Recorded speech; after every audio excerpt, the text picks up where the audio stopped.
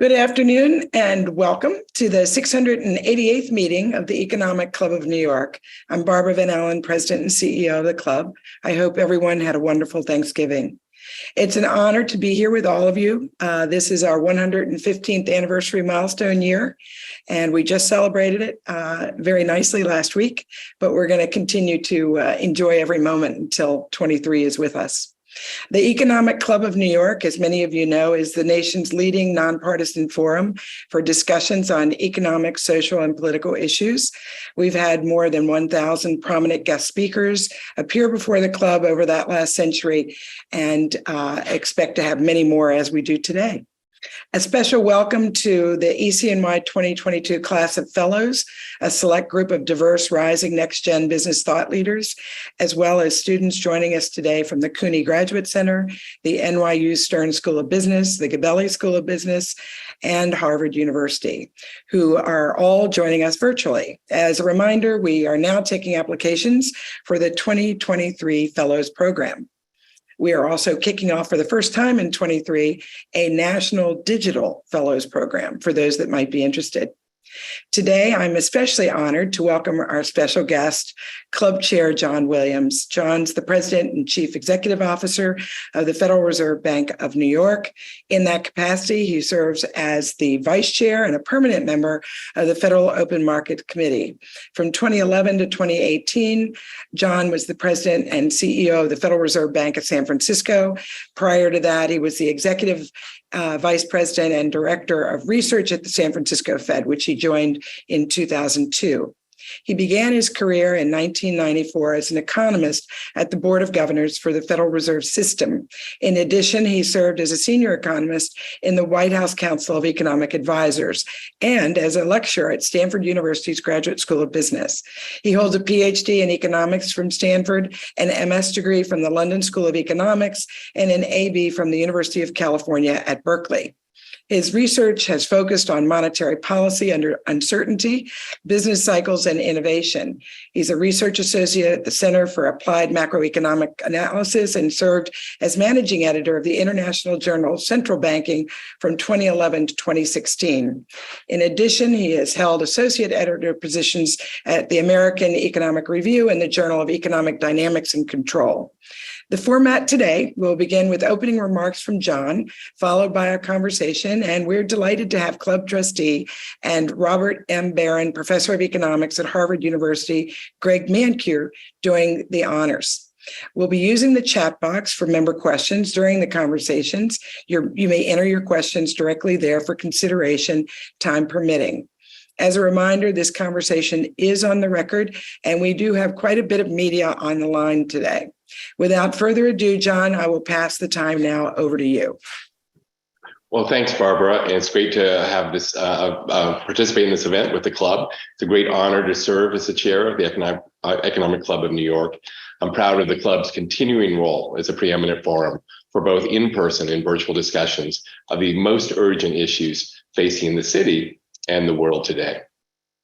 Now, earlier this month, as you mentioned, we celebrated the club's 115th anniversary at an in-person gathering. Well, today's a good day to host a virtual event. That way you can enjoy your Thanksgiving leftovers at home while I'm talking. So in my remarks, I'll address the number one economic concern across the globe, inflation. Inflation is far too high, and persistently high inflation undermines the ability of our economy to perform at its full potential. The Federal Reserve is mandated by Congress to achieve price stability and maximum employment, and the two sides of this dual mandate are closely related. Price stability is essential to achieving maximum employment over the long term. The problem of inflation is clear, but how it evolved and what it portends is more complex. One way I've been thinking about it is through an analogy that I've been calling the inflation onion. While onions may not have been the focus of your Thanksgiving table, they can be found in many dishes, so I'll give them the spotlight for the next few minutes. And I'll explain the layered features of inflation, why high inflation emerged last year, and how it's evolving. I'll also share why I'm confident that the Federal Reserve's actions will restore price stability. Now, before I get into all that, I'll give the standard Fed disclaimer that the views I express today are mine alone and do not necessarily reflect those of the Federal Open Market Committee or others in the Federal Reserve System. Now, I'll start by highlighting the immense impact that rising inflation has on families and businesses. The FOMC has set a 2% longer run goal for inflation, as measured by the Personal Consumption Expenditures, or PCE, price index.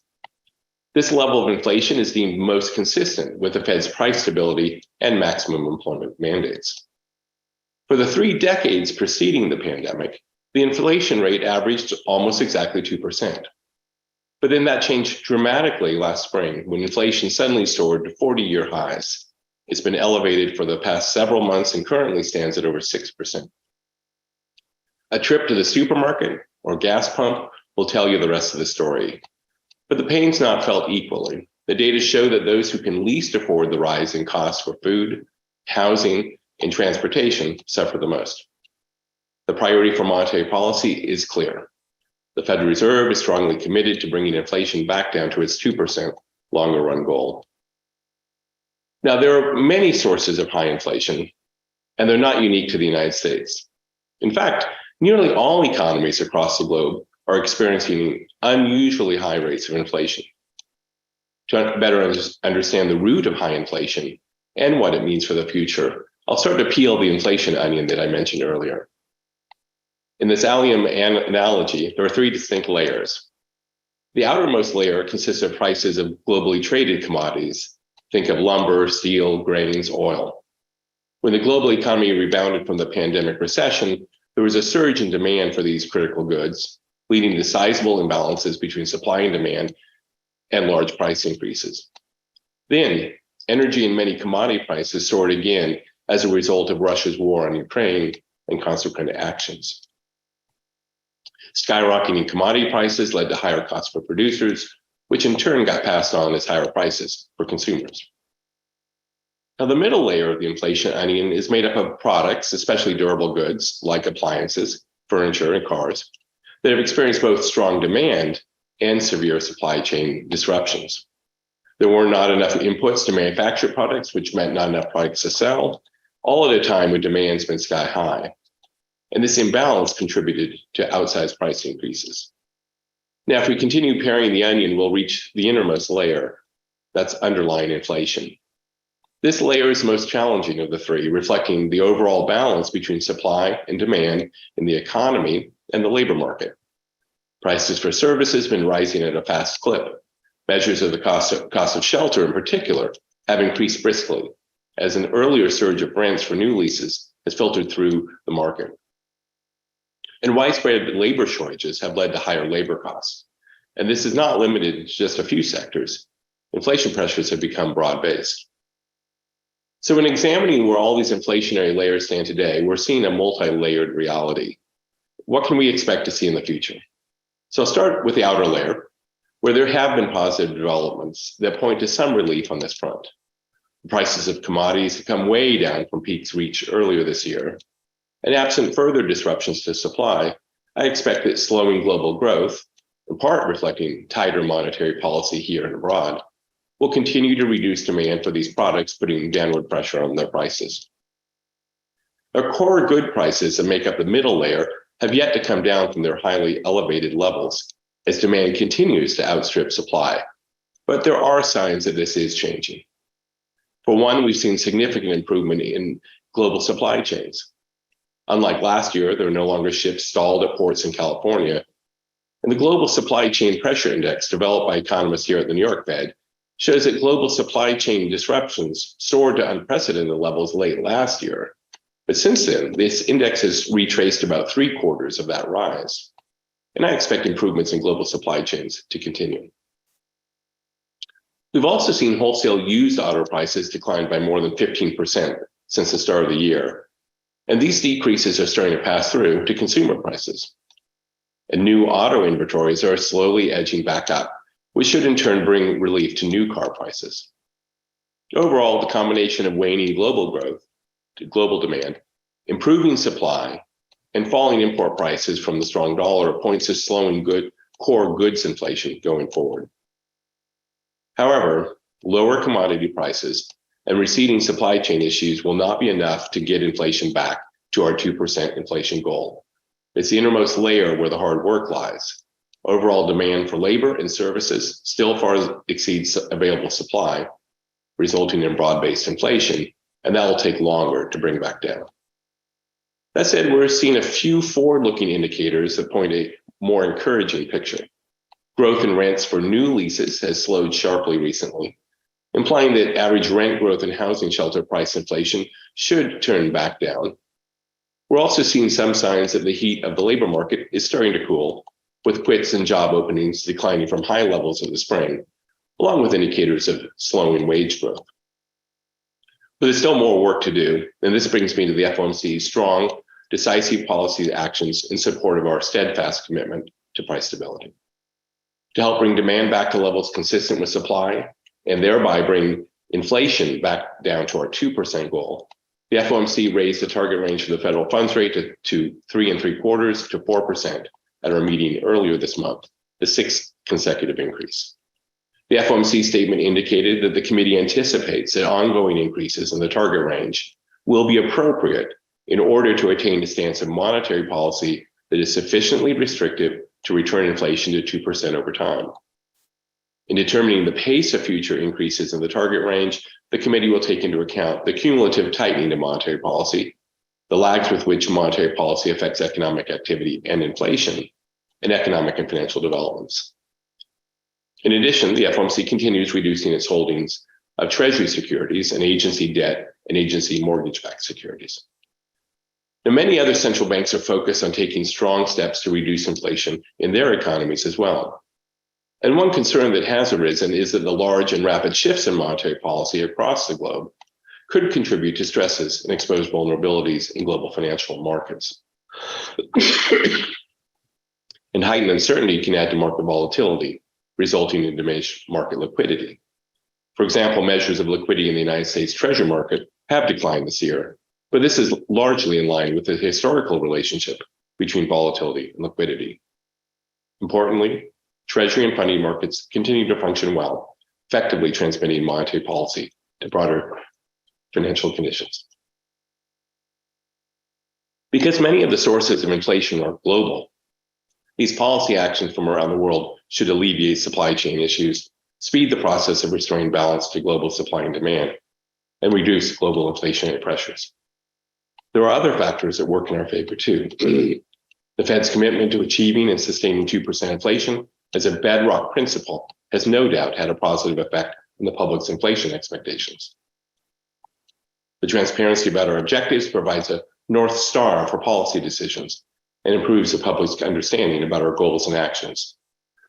Excuse me. The benefits are evident in the stability of longer-run inflation expectations. Even during the current period of high and volatile inflation, longer-run inflation expectations in the United States are very well anchored. There are levels broadly consistent with the FOMC's longer-run goal. And although inflation uncertainty has increased, it does not appear to be due to unmoored longer-run expectations. Now, we're already seeing some of the effects of tighter monetary policy. Broad measures of financial conditions, including borrowing and mortgage rates and equity prices, have become significantly less supportive of spending. And this has led to a decline in activity in the housing markets and signs of general slowing in consumer expenditures and business investment spending. As this continues, I expect real GDP to increase only modestly this year and in 2023. The labor market remains remarkably tight. Hiring is robust, and we're still seeing rapid wage gains. But with growth slowing, I anticipate that the unemployment rate will climb from its current level of 3.7% to between 4.5% and 5% by the end of next year. Turning to inflation, I expect cooling global demand and steady supply improvements to result in declining inflation for goods that rely heavily on commodities, as well as for those that have been heavily affected by supply chain bottlenecks. These factors should contribute importantly to inflation slowing from its current rate to between 5% and 5.5% at the end of this year, and to slow further to between 3% and 3.5% for next year. Now, bringing down underlying inflation, the inner layer of the inflation onion, will take longer, but further tightening monetary policy should help restore balance between demand and supply and bring inflation back to 2% over the next few years. when it comes to the complicated nature of inflation and assessing the economic outlook, it's important to know your onions. Tighter monetary policy has begun to cool demand and reduce inflationary pressures. It will take some time, but I'm fully confident that we'll return to a sustained period of price stability. Thank you.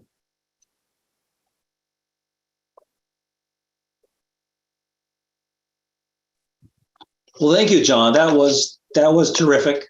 I really appreciate being with you and having this opportunity to hear your thoughts with the current economy. Let me tell the members of the club that are out there that I'm monitoring the webinar chat. So if they have their own questions they'd like to ask you, please type it into the chat, and I will try to work in as many as I can. I'm pretty sure throughout that talk you didn't use the dreaded word recession. Where a lot of people are looking out there and they think the probability of recession is reasonably high. I mean, you did say unemployment's rising, but I think but relatively modestly. So I think that would probably qualify more as a growth recession. We may not actually get negative growth if unemployment rises that modestly. But there's a lot of indicators out there of recessions. The yield curve is inverted, right? The 10-year is something like 75 basis points below the 2-year. The M2 money supply has fallen in the past 6 months. Conference Board has a recession predictor, which puts the recession probability at 96% over the next year. Do you think we'll see a recession? Well, my baseline outlook, as as I just described, it does not foresee a recession occurring. Of course, there are a number of downside risks to the outlook, and there could be shocks or events that I'm not foreseeing that could be associated with recession. I will say this is an extremely unusual period of time. As we all know, we've been going through a pandemic, a rapid recovery from a pandemic, global inflation. So I think that some of the traditional kind of metrics that we look at, or questions that we look at to think about what's the probability of recession, may not be as applicable to this time. But obviously, I watch all the data and financial conditions pretty closely. I will say that economists are very poor forecasters of recessions historically, and that's been commented on a lot in previous decades. So I think really when I think about it, it's my baseline view is that the economy, you called growth recession, I would say it's going to grow modestly over the next couple of years and then come back to more of a trend like growth after that. So, and I think that's consistent with my outlook for inflation and the unemployment rate. But again, there's a lot of uncertainty out there, a lot of things that are hard to predict. Right. I mean, consistent with the recession possibility, the futures markets think that you guys will keep raising rates for a while, but then you'll start cutting them relatively soon within the next couple of years. Do you envision that happening? Or do you envision you sort of raising rates at some level and then sort of plateauing at that level? Well, what I'm about to say is not going to surprise you at all, Greg. And that's because it depends. It depends on the data. It depends on how the economy evolves. My baseline view is that we're going to need to, raise rates, further from where we are today. I think, and then at some point, we'll reach a level that seems to be sufficiently restrictive to be in place to bring in. And I think of this in terms of real interest rates. To have real interest rates, they're really pushing inflation down, so we'll achieve our 2% goal. Exactly how high those rates need to be will depend on how the economy and inflation evolve. I do think we're going to need to keep restrictive policy in place for some time. I would expect that to continue through at least through next year. Now, I think there's an interesting kind of question behind your question, which is nominal versus real interest rates. If my forecast comes true, a lot of people have a similar forecast of inflation coming down over the next couple of years, then obviously at some point nominal interest rates will have to come down. Otherwise, real interest rates will be going up, and that would just be tightening policy further and further in terms of its effects on the economy. So I think, when I think about the future path, I do see a point probably in 2024 that we'll start bringing down nominal interest rates because inflation is coming down, and we would want to have real interest rates appropriately positioned based on where the economy is, where the progress we've made on achieving our inflation goal, and all the different factors that we look at. But so I do agree at some point the nominal interest rates, of course, will be coming down because inflation will be coming down, and it's really real interest rates that primarily affect the economy. That said, I don't see that happening anytime soon. one of the phrases that's famously associated with monetary policy is long and variable lags. How do these long and variable lags influence your thinking, and how long do you think those lags are? So you've already done a lot of tightening. How long does it take before that tightening you've already done affects real economic activity and then in turn affects inflation? Right. And, that's obviously a really important question because, we have tightened policy much more quickly than we have in decades. We've also seen this in the context, and I think this is a really important, point, is that other central banks around the world, most other central banks around the world are also in tightening cycles at different speeds and in different ways. Emerging market countries, especially in Latin America, were tightening really pretty significantly last year and into this year. And then we've seen tightening, many other central banks.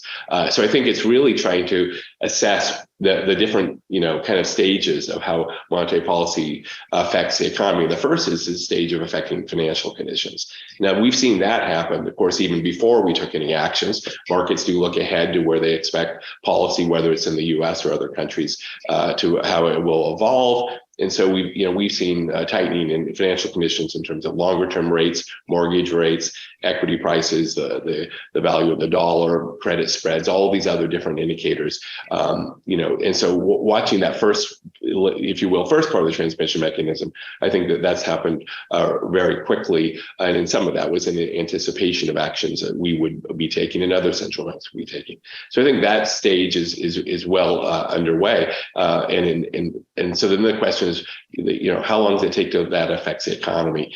Now, I think there's two parts to that question too. One is clearly some sectors get affected much more quickly than others. We've seen that in the housing sector in the U.S., a very interest-sensitive sector. If you look in the U.S., housing, activity starts, sales have come down pretty significantly already. We're seeing signs of slowing house prices. So certain sectors that are very sensitive to interest rates clearly have been affected already pretty significantly.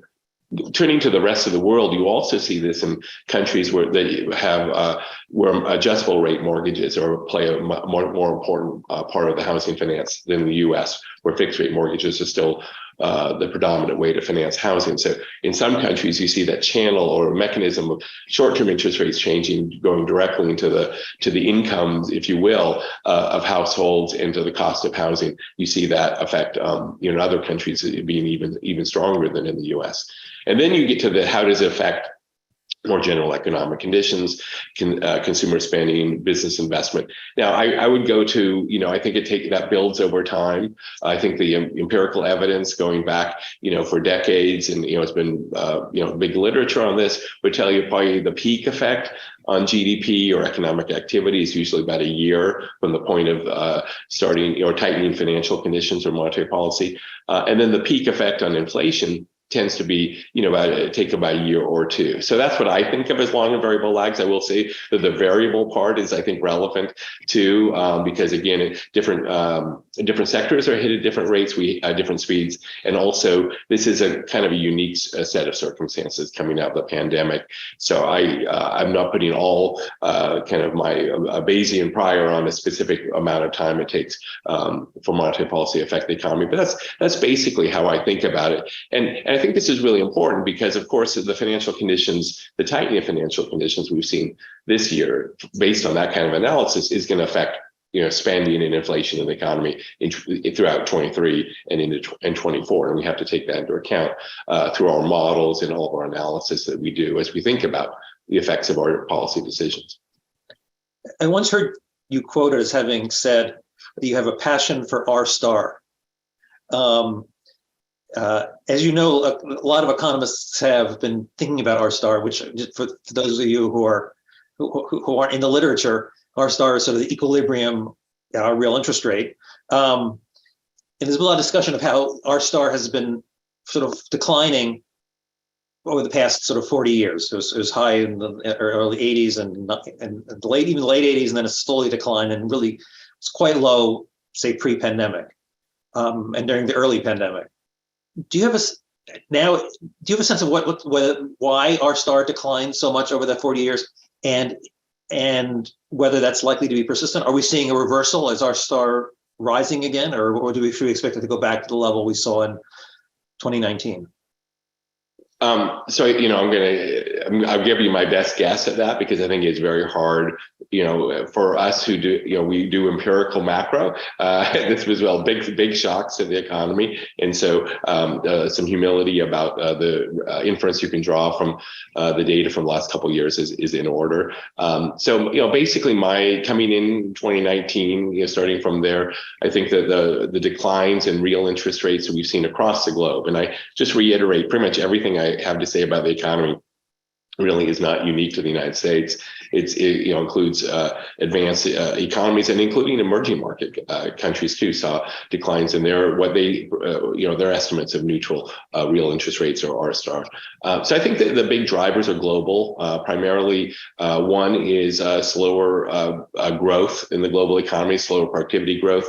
The mechanism that I think about with that is that with a high growth economy, whether it's population growth or productivity growth, means more demand for durable goods, housing, infrastructure, and things like that. It's a rightward shift in the demand for investment. So I think that with slowing global growth, that tends to lower that demand. And then on the flip side, we've seen demographics where people around the globe have been living longer on average, slower birth rates, where both of these kind of contribute to either more savings because people are saving for longer lives, or again, less demand. There's a third factor that comes up, which is about the unique nature of what we consider safe interest rates, or sovereign interest rates, or interest rates like the Fed funds rate, which have a spread to corporate bond rates or other market rates. And there seems to have been a development over the last few decades where the demand for safe assets, if you will, has increased relative to others, which might be also a factor pushing down these estimates of R-star, which are really based on safe returns like sovereign returns or Fed funds rates and things like that. So I think that demographics, slower global growth are factors that push down R-star, and there might be others, like I said, special factors pushing down them because of the demand for convenience yield associated with safe assets. So coming into the pandemic, I think those were the primary drivers. There's a lot of different other aspects of this that might contribute to that. Looking at those data, those drivers don't seem to have changed. The basic demographics, I think, move in the same direction of lower R-star. Productivity trends, hard to read given productivity growth has been, obviously had a big volatility, a lot of volatility in the last few years, but still the underlying trends, at least my analysis and reading what the experts say, that hasn't fundamentally changed in the US or around the world. So I guess that on those issues, I would say that my view on R-star hasn't changed. Now, in answering this question, so you did say my passion was R-star, so you're going to get a longer answer on this one than the other questions. Greg. That's good. I love R-star too. Okay, so here's some of the arguments that come up that say, well, no, maybe R-star has risen, and the first and foremost is a fiscal policy in the U.S. and around the world has become a huge fiscal stimulus. Government debt to GDP has risen in countries around the world, and historically higher levels of government debt to GDP would be associated with higher interest rates. So I think that's directionally, qualitatively right. The question is quantitatively, how big of an issue is that? So I would definitely put that on my list of things to be watching carefully in its influence on R-star. I will say that government debt had risen, quite a bit in the decades while R-star was declining. But that's I think one argument to take seriously. The other arguments I hear tend to be arguments that demand for investment will rise or productivity will come down. The reshoring arguments or the retracing of globalization is potentially a negative shock or negative influence on productivity in the global economy. I think that makes sense. Again, if you reverse globalization, we'll have slower productivity growth.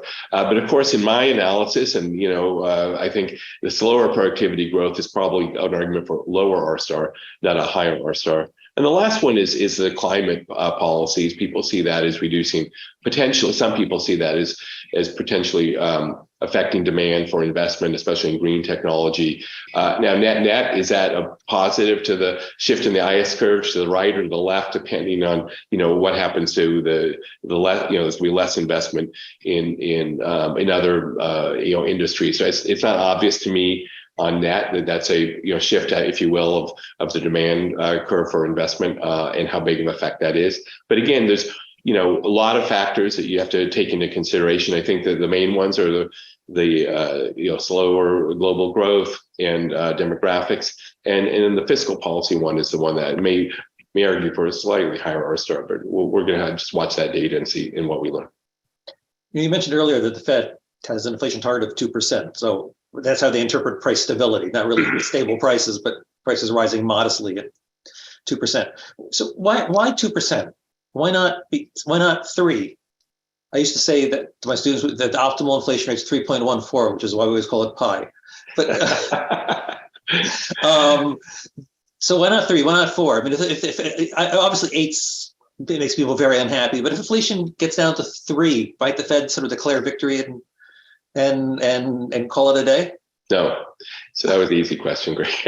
But why? Why 2? I mean, I'm going to answer the why 2, but so tell us why 2. Because this in some way relates to R star, because the lower is R star, the more likely you are to hit the zero lower bound for any given inflation target. Right. And so you might think, so as R star goes down, maybe we need a higher inflation target. So, well, I think lower bound. Right. So I think first of all, the 2% is, as you're suggesting, was not just a number, picked at random. There was a lot of thought that went into that, not just in the United States, but, central banks around the world and governments around the world, have thought a lot about this in the last several decades, especially as more countries became, inflation targeting central banks, and they needed to have a target to be targeting towards. Now, some of them chose different numbers, 2 or 3%, but 2% is pretty common especially among advanced economies. Some emerging market countries have higher inflation targets given their circumstances, that having inflation that low was seen as not appropriate.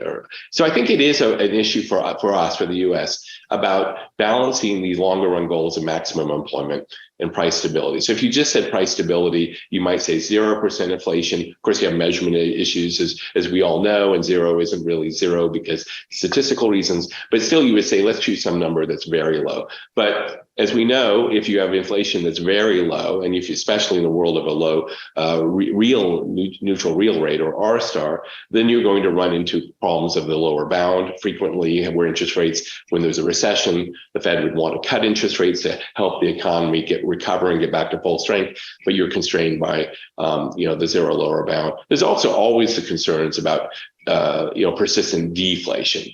Right now, we're in a period of very high inflation, so deflation seems kind of more of a historical thing. But deflation is associated with a lot of cost to the economy too. So I think that going all the way to 0, that seemed to be too low, mainly because it would really constrain the ability of monetary policy to achieve maximum employment over the cycle, and also risk deflation, sustained periods of deflation. On going higher, then there's a balancing act, like kind of the Goldilocks, which, what's too high, what's too low. And the analysis that, many people have done, both here and around the world, is argued that, well, with 2% in inflation target on average, and with the tools of using monetary policy, not just short-term interest rates, especially with the experience we've had with forward guidance and using, asset purchases, using our balance sheet to also helps support the economy during a downturn. I think that combining, taking those together, that we have the tools to help support an economy when there's a downturn, and even if you get to the lower bound. I do think one of the lessons out of that period was that you really want to be true to that 2% goal, that it is a true longer run goal, that on average, over a long period of time, that you're actually achieving that 2% goal. It's not just an aspiration. Before the pandemic, of course, we were running below that and always saying that we're going to be moving to it, but we really want that 2% to be the average. That's the next question I want to ask you, is about that average. Because before the Can I pandemic, do so I think the problem, let me just finish it a little quickly. Going sure. to 3% or 3.14 or 4 is, I think, taking on the greater costs of having high inflation all the time, which we can see right now, where inflation is just, obviously very costly, very unpopular, that we don't want to go in that direction. And the 2% is high enough to achieve our goals. At the same time, not higher than it needs to be. So that would be my final part of the answer. Okay. So let me ask you about this average thing. As you pointed out, before the pandemic, we were running a little below. People were worried about inflation being too low. I personally thought that was a little crazy because it wasn't that much below 2, given the imprecisions of monetary policy. I thought if you stick around at 1.6, 1.7, that rounds to 2. But anyway, so the Fed adopted this average inflation targeting framework, where they said, okay, we're not going to try to hit 2% all the time. We're going to sort of, an average inflation over a long period of time will be 2. And I think at the time when it was adopted, the thought was, well, it's only running a little below 2 now. So if we run a little above 2 later, it'll average out to 2. Now we're at 8.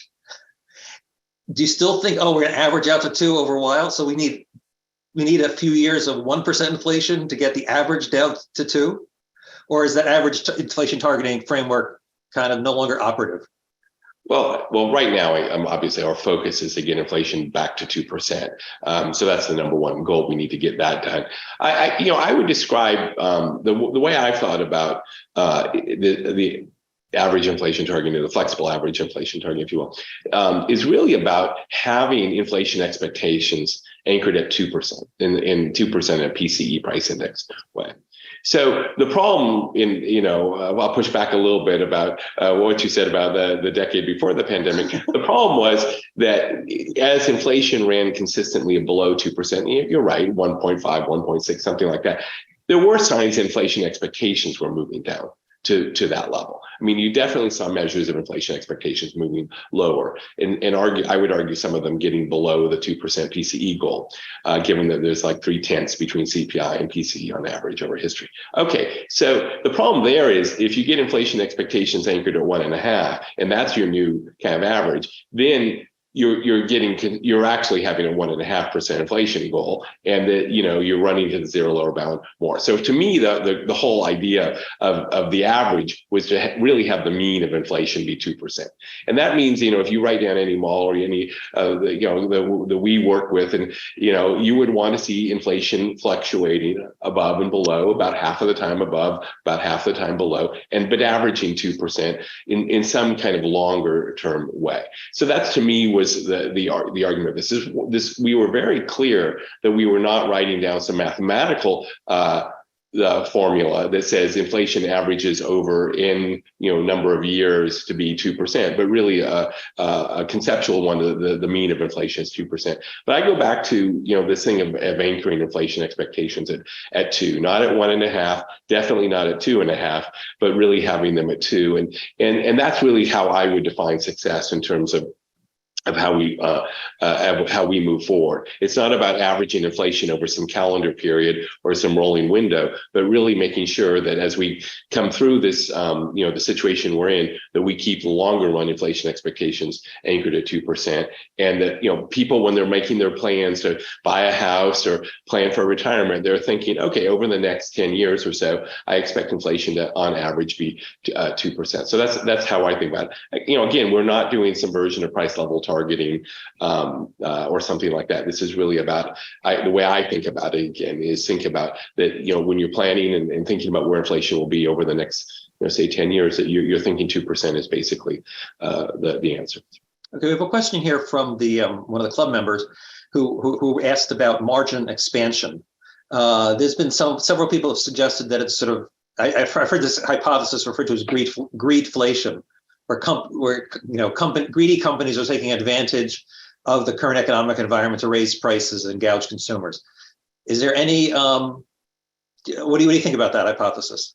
Well, I look at the data, and one of the things that you clearly see in certain sectors is that markups, say in the automobile sector, the new car sector, demand is really strong. Supply is constrained, for the reasons we all know about, chip shortages and different supply issues.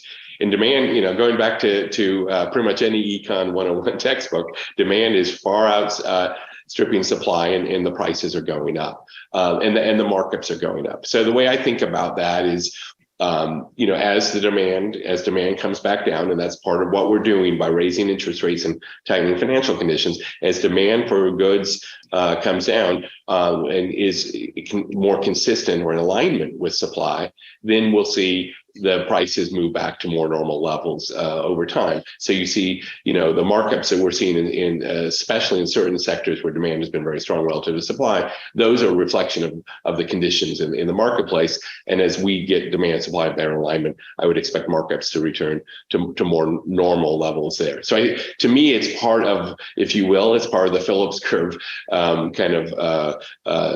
a dynamic that goes on when demand is far outstripping supply. So when I was giving my example of that inventories in the new car segment, inventories got to extremely low levels. I mean, anyone who drove by a car lot saw no cars, right? You'd have to order one online or something. But now, as slowly inventories come back, supply comes back, and demand is now coming down a bit, as we see that get more normal levels, then we'll see, I think, pricing get over time to more normal levels. There's another question from the club, and somebody asks, should the Fed expand its dual mandate to include, and he says, global well-being, but there's also other issues, like should the Fed be worried about things like equity and inclusion? Should the Fed be worried about climate change? So there's lots of calls for the Fed to have a more expansive view of what it's trying to do. What do you think about those calls? Well, in terms of the global, let me start with the global mandate. I mean, central banks around the world, I meet with my colleagues every 2 months in Basel, Switzerland, where we, discuss what's happening in our economies and how our different actions are affecting the global, economic and financial situation. One thing is clear is we all have domestic mandates. We have our mandates around, when I talk about inflation, I'm talking about U.S. inflation. I'm talking about U.S. employment, U.S. GDP. And that's true of central banks around the world. And I think that keeps you focused on the job that you have in front of you. Right now, the job we have in front of us is to get inflation back down to 2%. And we need to be focused on doing that as effectively as we can. When I think about the interactions that we have and the spillovers of our actions and other actions in the global economy, I think the things that have helped the most especially in a situation like this is, that we are very clear and transparent about what we're seeing, what we're trying to achieve. That's why I mentioned having a 2% inflation goal was really important.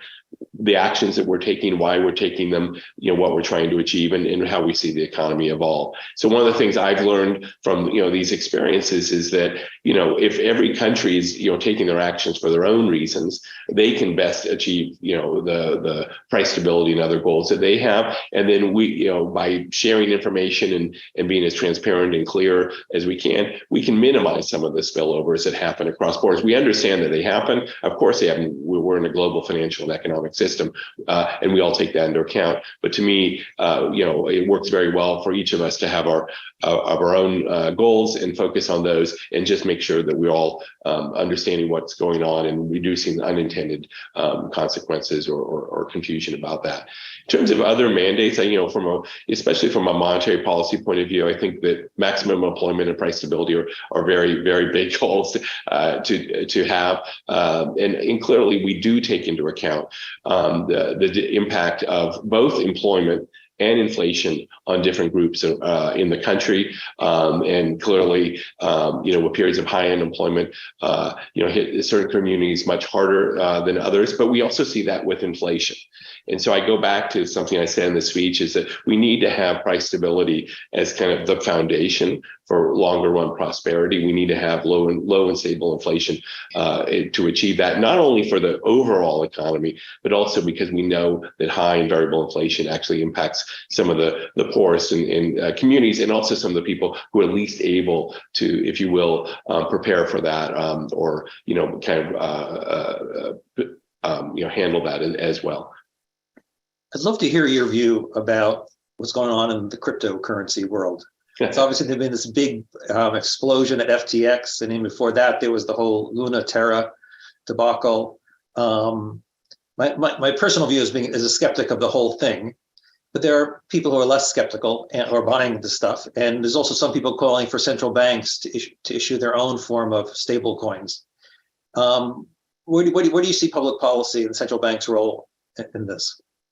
Well, a lot of this is outside the central bank, at least for the U.S., because of our regulatory system. I do think that the issue with some of the cryptocurrencies, the issues that we've just seen, these are the traditional issues about investor protection and consumer protection, and really the need for appropriate regulation of these activities. I felt that way before. I think that the recent events just solidify the view that we need proper regulation in these areas. I also think that maybe I'm speaking like a central banker because I am one, but it's not obvious to me on the crypto side, how these will ever serve the basic purposes of money. I understand the technology, and I understand that the technology can be used in a lot of ways that it may improve the efficiency, speed, and even security of payments, clearing, and settlement. There's a lot of opportunities for technology to improve things. But when I go back to the basic uses of money in terms of a store of value, so medium of exchange, I don't think they come close to that today. And again, I don't see that that's where the future really lies for that. I do think the technology again is a different thing. Now, in terms of CBDCs and stablecoin, again, I think on stablecoins, I think the issue really is about having a strong regulatory framework that assures that maybe triple underlines the word stable, that these would have be secured by safe and liquid assets, and again having a strong regulatory framework around that. Of course, there are proposals out there to do that. I think that's a very important thing. I think these things need to be done sooner rather than later. On CBDC, that's an issue that's obviously being studied at the Fed. It's being studied at central banks around the world, and really thinking hard about first the technology. How would that work? How would you do this in a way that's efficient, safe, secure? Obviously deals with real concerns around money laundering or use for other purposes that you wouldn't want to have happen. At the same, and then thinking about what problem are we trying to solve with CBDCs? I think those are things that are being studied, carefully analyzed, and we'll see where that comes out. I think what's one thing that we've all learned is that the technology really does open up a lot of kind of good thinking about how can we use technology better for a lot of things in payments, not just in kind of what we call retail payments, but in maybe more in the wholesale space. About clearing and settlement still is done kind of slowly. It's expensive and things. So again, I think there's a lot of thinking going on in that. I don't think we're anywhere near any decisions about central bank digital currencies, and then watching carefully what's happening in other countries. Okay, I want to switch gears on our last 10 minutes together. When did you decide to become an economist? Were you one of those kids that instead of playing kickball on the street was reading the monetary history of the United States and plotting interest rates? Or when did the epiphany occur in your life? I was playing Dungeons and Dragons when I was in high school. Probably not a surprise to most people. Still very popular. My sons still play it. Yeah, and In fact, when I was explaining several years ago, I was working on a research paper at home over the weekend, because that's when I do my research. I was solving a macro model, and I was having some challenges getting it to work out the way I thought it should. And then I had this, it's working, my model is solving. And I was explaining to my wife about like how this model of the economy, and here's what the consumers are doing, and so the businesses are doing. And she looked at me and said, "You never really stopped playing Dungeons and Dragons, did you?" But I didn't really know about economics as a field of study until I got to college. I knew about back in the 70s. I grew up, my teenage years were in the 70s. You saw the debates. Samuelson and Friedman and great economists. You'd hear about this and monetarism and things. You'd hear about it because it would appear sometimes in the news. But it was when I was an undergraduate. I was actually planning to go more into poli-sci kind of thing, but you had to take econ to do that. And it was at Berkeley. It was called Econ 1, which was a 10-week course in micro and macro, which is crazy to do micro and macro in 10 weeks. It was the hardest course in economics I ever took because it was so condensed. But it was really interesting to me. I learned a lot. I thought about things differently. Marginal costs, is just a completely marginal. Everything is just so different than how you think about things before economics. And it was a time in I was in college in the early 80s where economic policy issues were very big. We had the stagflation of the 70s. We had all the challenges in the economy that were front page news about productivity growth, about the changing role of the U.S. in the global economic system and everything. And so it clicked with me that economics was a big part of thinking about political science, or thinking about economic or policies more generally. And then I just started taking more and more economics courses, and I had some great professors throughout my life there. I was doing public finance at the time. I don't know if you know this. So I had George Brake, who is a great teacher, who's since passed away some time ago, but he was just one of these professors who instilled this enthusiasm for like economics and why it mattered and things. And I had other professors, but I still wasn't sure what I was going to do. And it wasn't until I got to graduate school. And then that's why I think when everything clicked, and thinking about I always had an interest in public policy and in economic thinking, and trying to tie those two together. And I had, professors like Richard Layard at London School of Economics, who was fabulous at that, Chris Pisarides, and then, all my professors at Stanford, and starting with John Taylor and everyone who really always had a strong, and Tom Sargent and others, strong connection between economic theory and thinking, empirical work, and then public policy too. So that kind of very much was what I was looking for, and that's what I've been trying to pursue since. So I know there's about 24 people listening to this, who are my students, so I'm invited to listen to this call. How would a student know if they're cut out for a career as an economist? Is it just the passion in that first economics course in your Ec 1 at Berkeley? Was that really sort of when it clicked in your mind and you said, this is the path for me? Well, it was interesting because, again, part of it was I was interested in policy issues. I grew up in Sacramento, state capital of California. My father was in government. So we kind of grew up in a family that sat around and talked about public policy at the dinner table. But it was also, to say Econ 1 made sense to me. So we had this study group. And, it was a really hard course, right? I mean, it was just so fast and moving through these topics. And when you're studying with your friends and you realize, wow, this is really hard, but it's starting to make sense to me in a way. And then, once we took intermediate, micro and macro, and I actually always liked micro a lot. But microeconomics, it provided a language that said, okay, this makes sense to help me think about things. It's a language. I also studied, foreign language in college too. It's like you learn a language that helps you think about and express things. I wasn't enamored with the math as much as more of the language of thinking about ideas and how they fit together. Of course, going to graduate school, you understand that you got to do the math to do it. We all, 10 weeks is amazing for doing all of micro macro. I was at Princeton as an undergrad, and they did it over 9 months. So once full semester of micro, a full semester of macro. Okay, in the last few minutes we have, are there particular books that either influenced you or you think are really good books for people to read who are not economists? So that, most of the people on this call are not they're not PhD economists, but they obviously have a deep interest in economics by virtue of being members of the Economic Club of New York.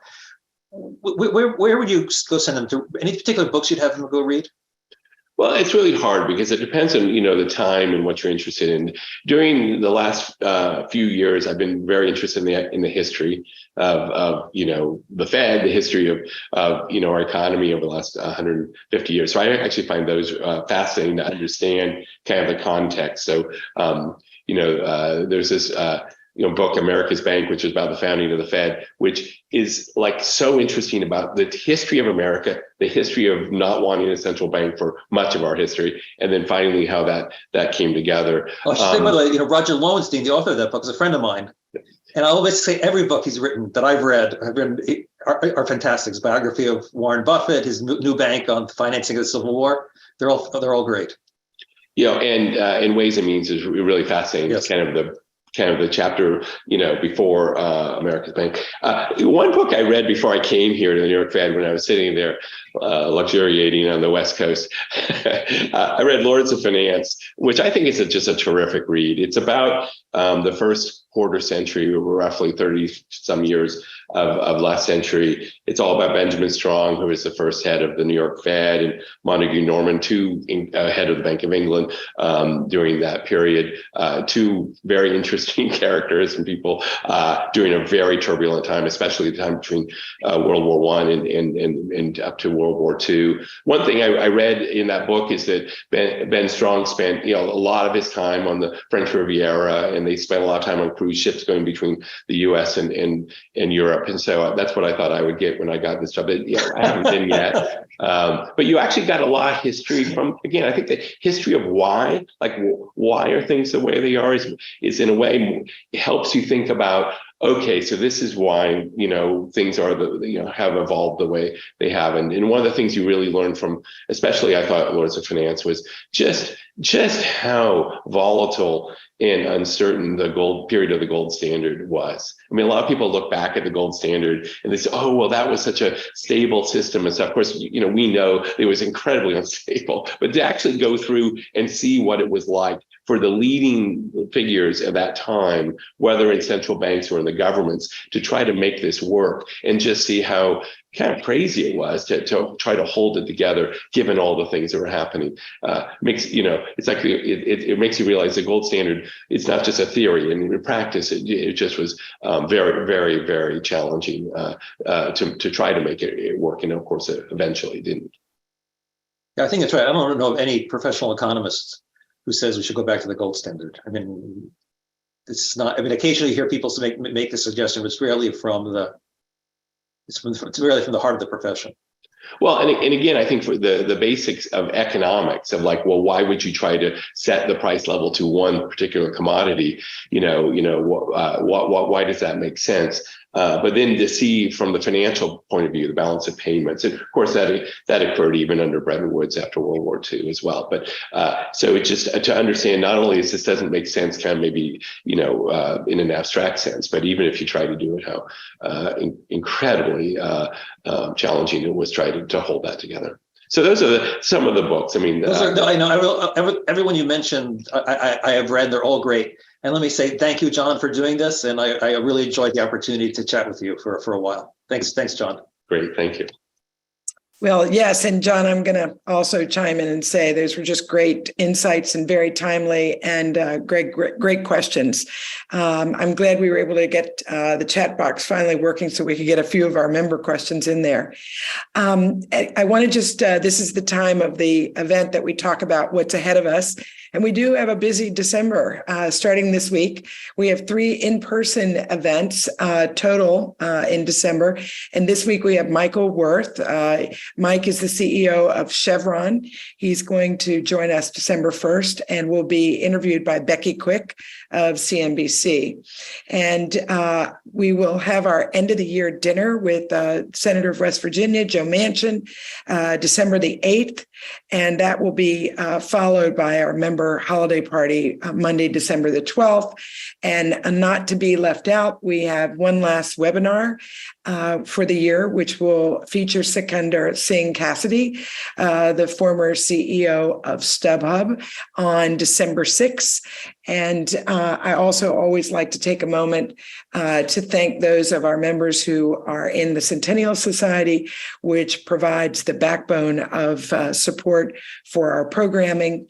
And if you'd like to become a member, please just let us know and we can give you the information you might want. So thank you, everyone, for attending today. Thank you again, John and Greg. And I hope everybody has a great week. Thank you.